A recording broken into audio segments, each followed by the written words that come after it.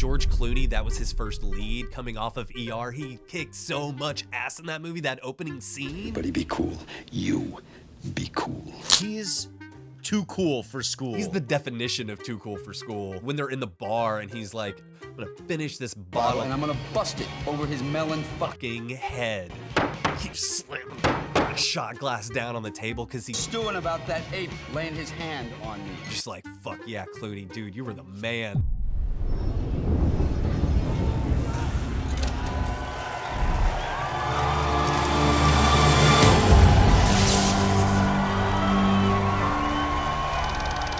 Hello and welcome back to another thrilling episode of Back to the Podcast with your host, Justin Neal, and of course, I'm Chris Lawler. It's Hispanic Heritage Month, so we figured we'd shine a spotlight on some real talent in that area. And of course, we're going to have some fun today, aren't we, Justin? I definitely have been on the road. I've seen a few things, but I know that you knocked something off your bucket list. Tell us what it was. Tell us what we should be watching this week, Justin. Go ahead, chime on in. Okay, so the list of shame is a thing between you and I, right? That we're building, and eventually it's going to become something. I'm going to make something out of that. We can mark things off the list of shame that we need to see. And as we've talked about before, the top of that list for me is anything by Akira Kurosawa, because that is the master that the people that I studied all looked up to. And I knew one day. Yeah, right. I mean, for those of you that don't know, right, he's the poster child for the directors that we love. But also, he's kind of considered the father of modern action movies. With this movie, which has always been told to me is the first movie that I should do when I sit down to study Akira Kurosawa, and that is... Wait, Seven Samurai? Seven Samurai. I got it right. All right, cool. Finally. And I've never seen this one. Watched. How was it? Seven Samurai. So a little bit of backstory too, along with that is, so I've been talking about it for a while, and my brother-in-law and I have been talking for like 2 years about it, how when I was finally going to do it, he wanted to watch it with me because he's a big fan. And I had a buddy in town recently, and my brother-in-law came over, and it just kind of worked out that like, okay, it's time to do Seven Samurai. Like it was just in the mix that night. Like, okay, it's time, let's do it. Yeah. We sit down. I bring the movie up on TV and I see the year it came out, which is 1954. Awesome. Black and white. I knew that. Then I see the runtime is 207 minutes. And I thought, holy shit, this movie's 3.5 hours long. Wow. I didn't think to check the runtime before I decided what to watch tonight. I didn't say anything, but it was like, okay, like, let's get comfortable. We're in for the long haul on this one. Okay, so I'm going to go step outside and burn one, and I'm going to come back and let's get this party started. When I watched it, I can't even say whether or not, okay, I did enjoy it. Good or bad. It's not even, that's irrelevant. You know what I mean? I wanted to study it. I wanted to see, like, you know, how did this filter down into all the things that I'm used to seeing? And I saw so much of that. Oh, yeah? Because I like to study history and I like to study the history of film. So I'm used to looking at older things and seeing, you know, abstractly how they evolve into something else. How they inspired or... And so I can very easily get into that headspace and appreciate what's in front of me. And holy shit, it is epic.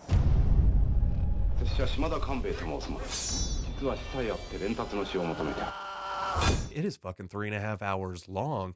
That was made in the 50s in post-war Japan. It was the first movie that he used multiple cameras on, and there's a reason, because there's so much. Like, it is an epic.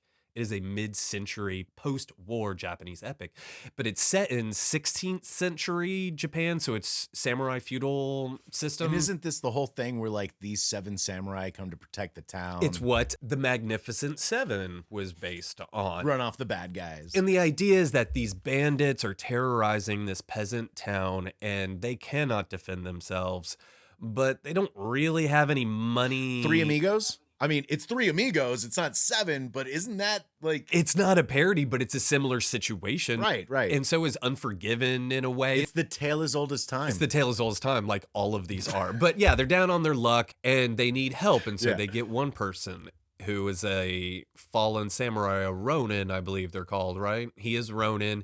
And through circumstances comes to want to help them.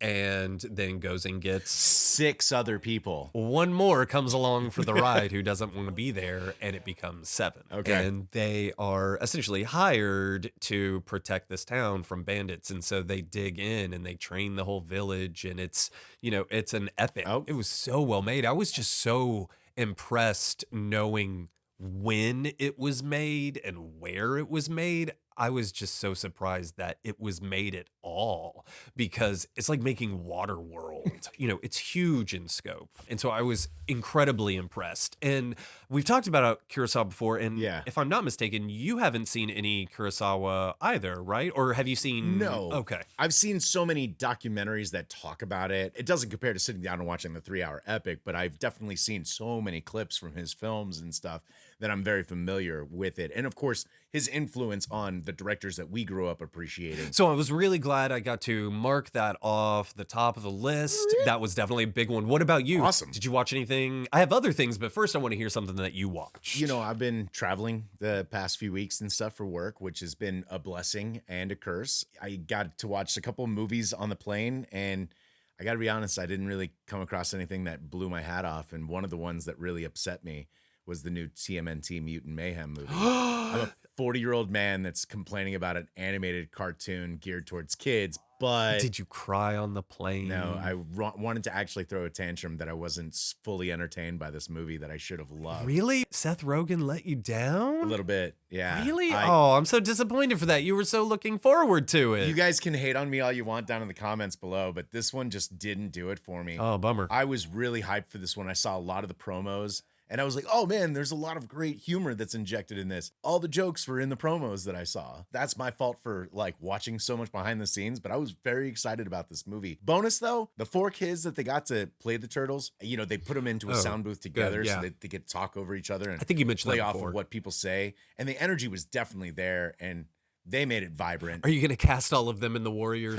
No, not at all. I know you're building your team, man, for the Warriors remake. I know you got your cast. Yeah, no, they did fine. The stakes, no one got injured. Stakes. So the stakes never felt big. All you had to do is say, man, no stakes. Didn't feel like they really were attacking the source material. It felt like they were rebooting based off the Nickelodeon cartoons that have existed for the last 7 years. I really, really was looking forward to that movie. Can you give me something positive? Yeah, I'm sorry to even announce Anything that. else? Let's talk about something positive. I feel bad. One of the small positive things is, guys, Band of Brothers in the Pacific are now on Netflix. Band of Brothers, so good. They're not brand new, but if you guys have never seen Band of Brothers, I think it is one of the most amazing shows. Miniseries, I don't know what you really call that. If you like Saving Private Ryan, it is a mini series based on the style that was started by Steven Spielberg and, of course, Tom Hanks. Yeah, it felt like a sequel to Saving Private Ryan. Based on a book, Band of Brothers, which is about the airborne parachuted into northern France. And I put that show on. I try to put it on once a year just to remind myself how lucky I am that I am not stuck in the Ardennes forest in the winter of 1945 getting fucking shells dropped on me on every side and running out of cigarettes, and you're sick and everyone. Oh, it's terrible. I know. It's terrible. I know. So that's the thing I love and hate about that show is it's so well done. this is terrible. And then you have to remind yourself this is fucked up. Just based on true events. World War II is so bad. And it's kind of a hard pill to swallow sometimes when you take yourself back. Because I was doing it the other day. I was like, oh my God, this shot is amazing. And this actor's amazing. And then I was like, that's right. All those guys that he just ran by that just got shot, those were real soldiers that died. And he's just trying to survive. And I think they depict it so well. Now, the Pacific, I have not seen all the way through, but I am very excited to finally get a chance to watch it. I think I saw the first 3 episodes when it originally aired, and for some reason just never finished it, but I really want to. Guys, if you haven't seen Band of Brothers, highly recommend. It's on Netflix now. Yep. So that's it. But so besides my disappointment and the excitement, that was sort of the week, man. Did you see anything else really good that we need to know about? Okay, so I went back to an oldie but a goodie that I've always really liked, and I thought he was at the top of his game when he brought it out, and that is Tim Burton's Sleepy Hollow. Oh, right on. I have found it's not one of those that I ever put on the top of my list, and yet I find myself as soon as the leaves start changing, which is my favorite time of year, I go, I want to fucking put on Sleepy Hollow. That movie is so great. It's so good. I don't think people remember how good it was. So I love Sleepy Hollow, and one of the things I love about it is the way that it's shot. It is shot by one of my favorite cinematographers. So one of my favorite cinematographers is Roger Deakins. And if you go look at his CV, you will be impressed. And this one is equally so. And he goes by the name Chivo, the cinematographer Emmanuel Lubezki. And he was the cinematographer on Sleepy Hollow, a Mexican cinematographer who has shot some of my favorite movies. The list is ridiculous. I've got it right here. Go ahead, hit the highlights. What I started with was actually Ben Stiller's Reality Bites. That was his directorial debut. Do you remember that, with Winona Ryder and Ethan Hawke? Totally 90s. Yeah, totally. That one was just ahead of my time, so I never appreciated that movie as much as people that were about 2 or 3 years older than me did. But yeah, very familiar with Reality Bites. So he directed that? No. So he shot it. He's the cinematographer. Shot it. Then he shot A Little Princess for Alfonso Cuarón, who is one of my favorite Mexican filmmakers, who has done Children of Men and Gravity and Y Tu Mama Tambien. Oh. There we go. The Birdcage, which I love. He was the cinematographer for Mike Nichols' The Birdcage. I do enjoy that. So the next one he did, he shot Me, Joe Black, which is one of my favorite movies. Then he did Sleepy Hollow. Then he did Ali for Michael Mann with Will Smith. Then he did The Cat in the Hat, which I'm not really a big fan of, but it's very bright and... How does he... Whoa. That's such a strange one, right? You're listing off all this stuff, and then you're like, Cat in the Hat. What? So The New World, I don't know if you saw that. I did not see that one. Colin Farrell and Christian Bale. It's basically John Smith and Pocahontas, but it's you would not like it, but it is beautifully shot. Very long, slow, dreamy shots. I'm already through going the to sleep. Woods, and it's beautiful. I'll show you some. So anyway, after that, he did Children of Men, which is amazing. I have seen that, yeah. Then the Coen brothers, Burn After Reading. I love that movie. Do you see where I'm going here? Like, these movies are all over the place. All over the place. And I love that. Yeah. Then he did Gravity with Alfonso Cuarón. Okay. And that is the best 3D movie I've ever seen in the theater, because you feel like she is out in space and that Earth is way the fuck back there. Oh, Gravity. Because to me, Right on. 3D isn't about things coming towards you. It's the negative space. It's about how far away something is. And space is kind of oddly perfect for that, because it makes her so isolated up there. And I think that was so well done. Anyway, he also did Birdman, which was a big one. Yeah, that was a big one. It was it up for best? It was up for best picture. I don't know if it won that year. Keaton was up for best actor. Didn't he win best actor for that one too? That was a big one. It won a bunch of awards. Emma Stone's in that. Right, yeah. So then the big one after that was The Revenant with Leo. Yeah. That was a big one. Shooting all of that stuff at super high resolution up in like Canada in the freezing cold. With like natural light. And that's when Leo got his Oscar finally. Yeah. That was my introduction to him. I mean, not that I hadn't seen those other movies, but The Revenant, I just remember so much hype around how he filmed it. And they didn't bring out lighting, and he just used the natural elements and stuff like that just to make it look a certain way. I just remember, for some reason, like that was the conversation. It was like that and Leo ate a real liver. Those were like the two big stories that seemed to come out of that one. He got attacked by a real bear. No, it wasn't. That was a fake bear, but it looked incredible. I just remember him getting a lot of hype for that cinematography. And so Chivo is one of my favorite cinematographers. That's awesome. And that just leads me to think like all these amazing, filmmakers that come from Mexico. And because this is Hispanic. Okay, so the other day, my wife came up to me and she said, hey, it's Hispanic Heritage Month. You guys should do a roll call on the next episode because some of your favorite filmmakers come from south the border. And I was immediately like, oh, fuck yeah. Like, roll call. And so I started with Chivo because I just watched Sleepy Hollow, but from there it goes out. And one of the big ones for me was Robert Rodriguez. Me too. Yeah, obviously. Probably the first filmmaker that I knew was not American and came in with his own thing. He did it all completely independent, as you know. Yeah. You know, Rebel Without a Crew, right? Which is a book that a bunch of people my age, when it came out, we devoured that book because, and if people don't know the history of Robert Rodriguez as a filmmaker, so the first thing that most people knew was Desperado, but before that he made a movie in Spanish called El Mariachi. And Desperado is essentially what? No, it's like a remake of El Mariachi. Sorry, I spaced for 2 seconds there. What he did was he signed up for a 30-day inpatient... Like a test trial thing? A test trial thing. And he signed up for the one that was inpatient, so you stay there, Okay. free food, and it gave him a chance to write. And he got the money from it to make his first movie, which he wrote and directed, edited, and did the music for. Yep. He does everything. I'm pretty sure the majority of people on camera are like family members and stuff as well. Like he just called in a bunch of favors to people to be like, hey, can you be a prison guard? Hey, can you be this thing? Like he just kind of threw it together. And once again, that was my inspiration to just be like, so I don't need to be in Hollywood. I don't need to know the industry and stuff like that. I don't have to have a rich dad. But he was like, I got this budget. I can do this. This is what I need. I can do it all. And he got it done. I remember him kind of complaining about getting it done in color. Like almost just getting it in color was almost the cost of the entire production. So he wrote a book, and it's called Rebel Without a Crew, and it's about the trial and then the making of El Mariachi. And like you said, that was a huge inspiration for like me growing up in the suburbs outside of Atlanta.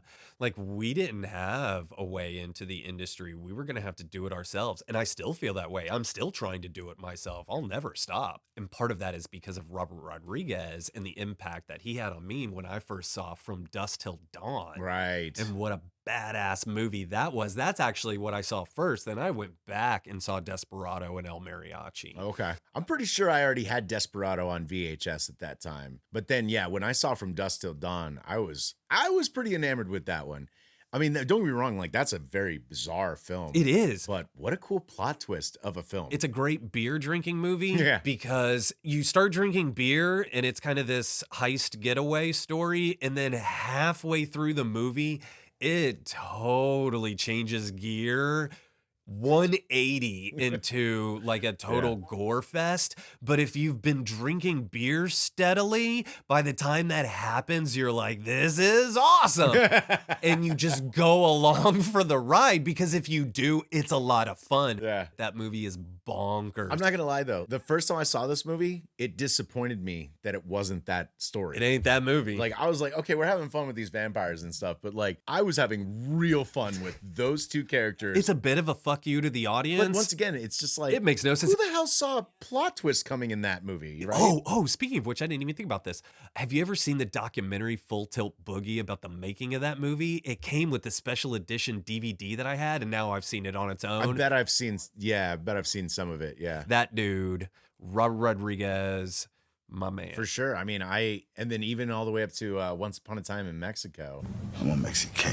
I mean, we could just talk about Danny Trejo. Oh my God, how many movies has he been in? I know. Started off with a very different life than Right. what has become of it. Do you know his history of how he was in prison? And I know a little bit about it, yeah. okay, yeah. They were filming a movie and he was like the Golden Glove boxer, so he was supposed to be giving tips, but they thought he had such a good look that they like put him in the movie and started getting into the industry and just started landing. Just saying yes. Job after He took anything. job after job. He just said yes. You know the weird movie that made me really fall in love with Danny Trejo? Have you ever seen Reindeer Games with Ben Affleck? You know, that's a John Frankenheimer movie that he's done a lot better movies. Okay. I like Ronin. Ronin's a good one, but Frankenheimer made that, and that's one of that huge duds when that came out that year. It was a huge flop. But Danny Trejo Is he good in that? is stealing every scene he's in that movie, and it made me go, this guy's got some good chops for comedy too. He does have good timing. That was one of the first times I'd seen him not just play the straight like henchman in a film, and I was like, this guy is cracking me up.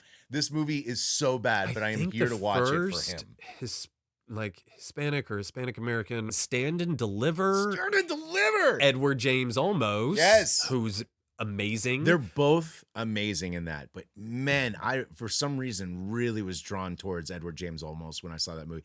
I used to, once again, this is like the weird stuff from my childhood. Like, isn't that like a rated R drama, if I'm remembering correctly? I thought it was PG-13. And I used to watch that movie like ad nauseum. I just enjoyed the hell out of that one.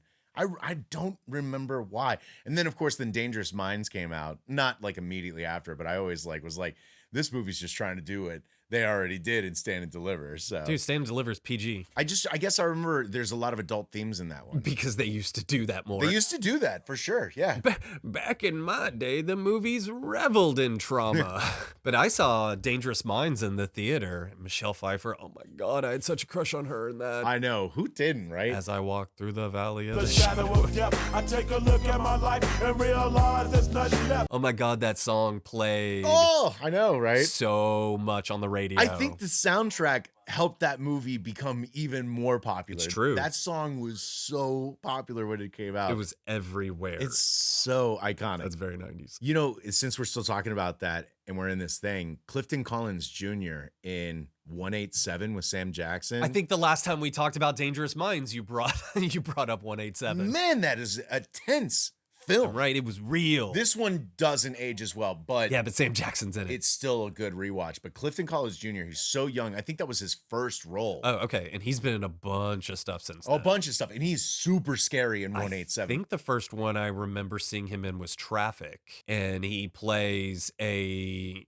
homosexual assassin. Okay. Which is just such an interesting like take on like a role that I'm just not used to seeing. There was a lot in Traffic that was like that. You know, that was a heavy movie, but Benicio del Toro is part of Clifton Collins Jr.'s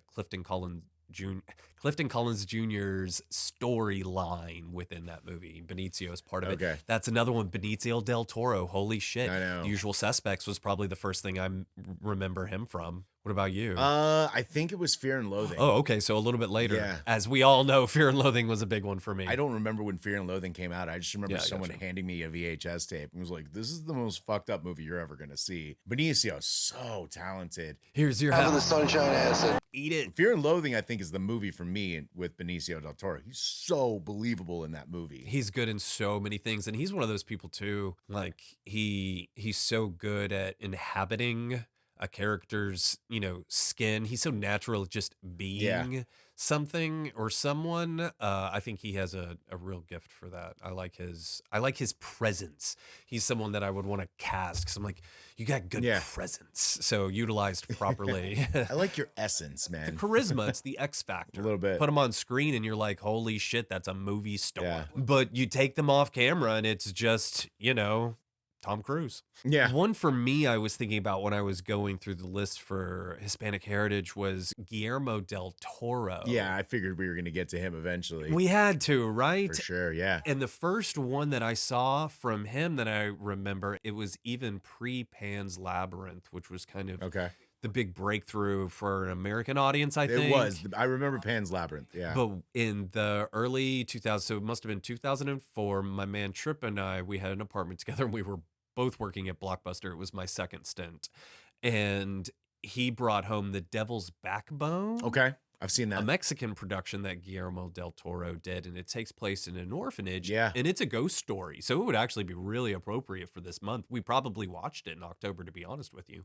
And it's in Spanish. It's not scary, you know, it's moody and creepy. Yeah. But it's a really good, like, orphan ghost story. And it was really touching in a lot of ways. He's good at blending, you know, what could be unsettling or weird and scary with, you know, heart and real emotion. And I think, you know, the stuff he's made since then kind of reinforces that. What's your relationship with Guillermo del Toro? It's Pan's Labyrinth. I had a buddy that was big into his stuff, and he was like, oh, Ron Perlman's done all the stuff with him, so you should check it out because Ron Perlman's and all these other... Hellboy. But yeah, so it was Pan's Labyrinth. I was working at Blockbuster for a stint. Someone had mentioned Pan's Labyrinth. They were like, it's like a really messed up Wizard of Oz. And I was like, you mean like Return to Oz? Like, you mean, yeah, I see your little flag there.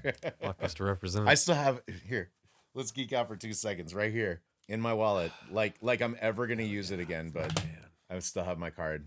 It's my little keepsake. That's So if I can go find that one Blockbuster that still exists, they should be able to scan that, and I should still have an account. the one in Bend is not far from here. The last Blockbuster, the one in Bend that the documentary is about. Do you ever go? I've passed it. I couldn't bring myself at that time to go in, but one day I will.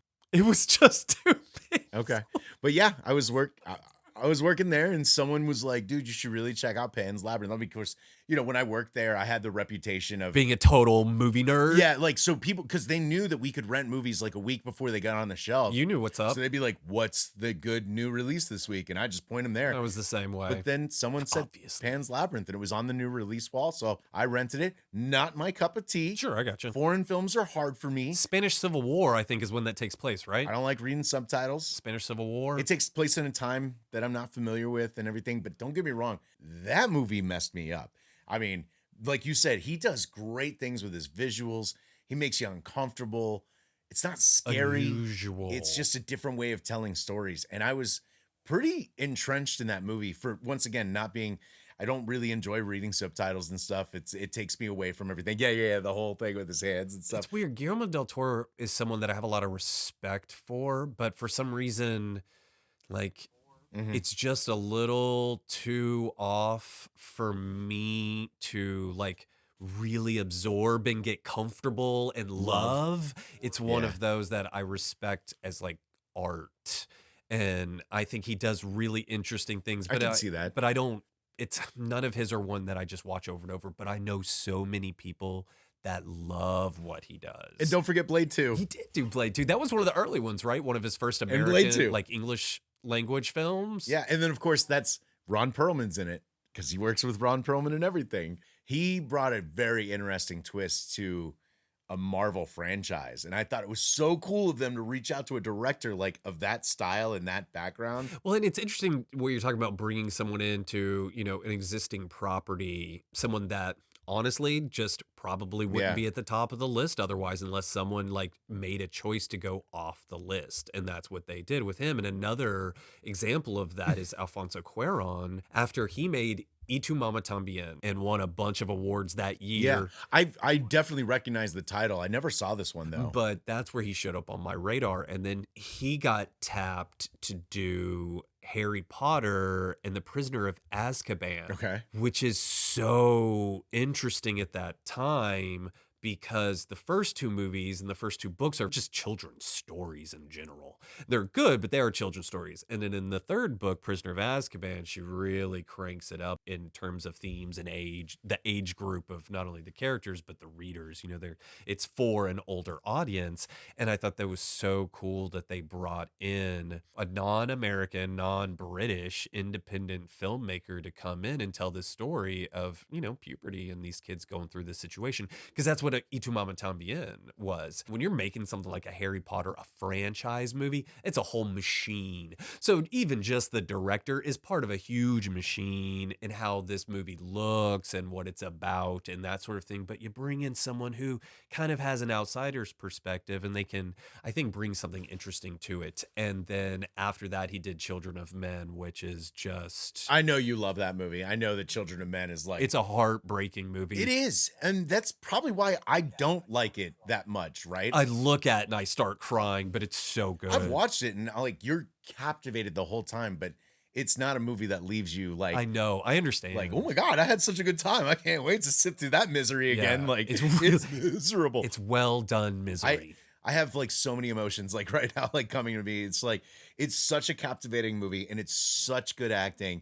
And then once again, it's just like, nah. Speaking of well-made misery, here's a movie that my wife just doesn't... I tried showing it to her when we first started dating, when it came out, and she was like, I'm not having it, because it's hard to sit through. But it was made by a Brazilian director named Fernando Moraes? Moraes is what I'm going to say. Okay. The first time he came up on my radar, you might have remembered this from The Wall on Blockbuster. It was foreign language, so you probably didn't watch it, but I'm sure you saw the cover, and it's City of God, and it was the back of two kids sitting on the beach. Oh, yeah, of course. I know you know it. Yeah, 100%. That movie is so good. It is really hard to watch. It's Brazilian, so it's in Portuguese, but it's about like growing up in poverty. Yeah. So it is not a happy movie, but for like what it's doing, it is really, really well done. So that's the one that showed up on my radar. Then he did one with Julianne Moore and Mark Ruffalo called Blindness. And I don't know if you've seen that. That's not even ringing a bell. Okay, so I would call it like a multicultural movie. Okay. So the whole point about Blindness is it just starts off in an unnamed city and people start going blind and no one knows why. And the government starts taking these people to like keep them all together to kind of, isolate them. And so they come to take Mark Ruffalo because he's gone down with this, whatever. And Julianne Moore is his wife. And she fakes being blind to go with him to wherever they're taking him. And what they do is they just put all these people in an old hospital and start giving them food and locking them in. And the whole movie is about what happens to people when society is taken away and they get all, animal on each other. Really? And it's about no one can see except Julianne Moore. And she's still pretending to be blind. I do not know this movie. Just she's our witness to. Even from the description, I think I would know this, but they turn into factions. I have no idea what you're talking about. I've never heard of this. There are different factions, and it turns into resources just like anything else. Anyway, it's a hard movie to watch, but it's very like, okay, this is fucked up. That's right.